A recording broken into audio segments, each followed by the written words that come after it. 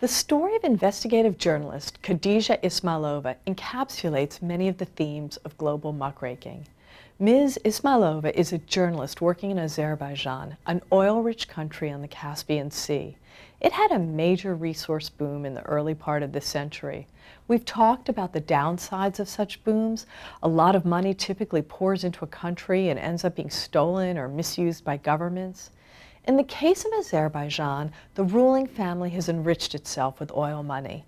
The government has also used the funds to try and buy friendships around the world, spending a lot on sporting events and hosting foreign delegations, while jailing opposition members, bloggers, and journalists who spoke out against government policies. Azerbaijan has been run by the Aliyev family since the late 1960s. In 2003, Ilham Aliyev took over from his father and continued the family's involvement in business. When journalist Khadija Ismayilova began to investigate these businesses and some of their major deals, she says she found that the Aliyev family was involved in many of them. Ismayilova looked at some of the major infrastructure stories and the allocation of telecom licenses. Here, too, tracing the ownership led to multiple exposés of the business activities of the Aliyev family. Ismayilova aired her stories on Radio Free Europe, and she's part of the Overseas Crime and Corruption Reporting Project, as well as the International Consortium of Investigative Journalists. The Aliyevs showed up in the Panama Papers. The government of Azerbaijan has been extremely unhappy about Ismaylova's reporting and has gone to great lengths to harass, silence, and punish her. The government has tried to embarrass her publicly, threatened her, and made a number of accusations. Ismayilova could have fled the country but chose to stay and stand her ground. In September 2015, she was sentenced to prison for 7.5 years. An international outcry ensued, and journalists around the world vowed to finish the work she had begun. Ismayilova was freed in May 2016. You'll learn more about Ismayilova now. We talked with these journalists before her release while she was still in prison. Khadija's case is well known to investigative reporters in the United States. In fact, her case is literally something we teach at the journalism school because she is an incredibly brave reporter who's also been very successful in discovering specific facts about the Aliyev family's offshore banking and companies in Panama. Even before the Panama Papers broke, she documented close members of the president's family forming companies offshore and apparently using that to siphon off oil wealth from the country. What's really tragic about Khadija's case is that she worked across borders in collaboration with journalists in Europe and other countries to bring this information about her country to light.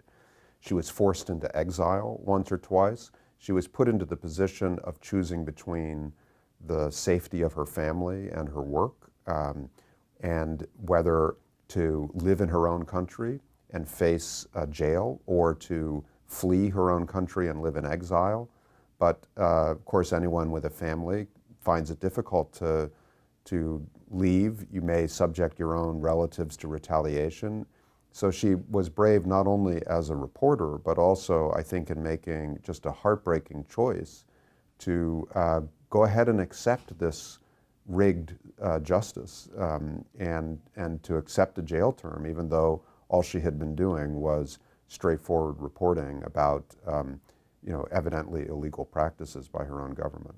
Khadija, I mean, the work she's done in Azerbaijan and in the region, in Europe, worldwide, was groundbreaking. I mean, she just used, open data and data from closed sources, and she put together narratives that showed that, the people in the Azeri government are corrupt, and they were involved in these global corruption schemes, using, for instance, companies from Panama. So when I mentioned Panama before, opening up the register of companies, some of the names there were the names of the Aliyevs, of the family of the president of Azerbaijan. So, I mean, what she managed to do, in a span of a few years was amazing, because she exposed a corrupt system that was, ruling the country for a long, long time, and that was tacitly taking, and grabbing all the industrial assets in the country, banks, gold mines, you name it, telecom companies, everything, in their pockets.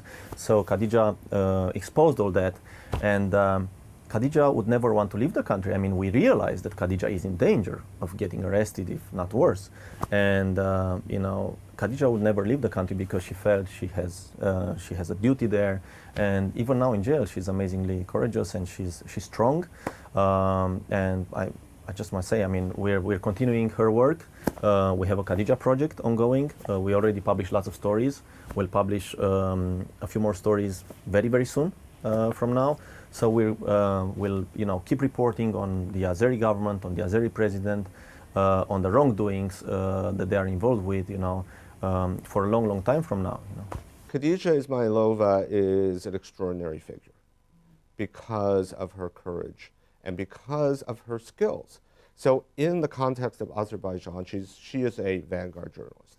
There is nobody else like Khadija in Azerbaijan, and the government, the Aliyev government, understood the threat that Khadija represents to its interests, and they understood the advantage they could gain by silencing her voice. They used all sorts of tactics, all sorts of pressures, all sorts of threats, but she was so relentless, so determined, that the only way they could stop her was to put her in jail. In 2014, she was jailed. In 2015, she was sentenced to 7.5 years in prison on trumped-up charges. And her voice really is irreplaceable within that society, although what's striking and what's so dramatic and what's so inspiring is that even though she is in prison, she continues to speak out in any way that she can find the way to do so. In March 2016, when the nuclear summit was taking place in Washington and President Aliyev was invited by President Obama to participate, Khadija released a public letter saying, before Aliyev attended, he actually released a number of political prisoners, which of course was positive. And Khadija, speaking from prison, said this was positive, but that she did not want her freedom to be negotiated. She did not want Aliyev to get anything in exchange for her freedom. And speaking from prison, of course, this was incredibly courageous, but it's indicative of the kind of principled and determined voice that she represents.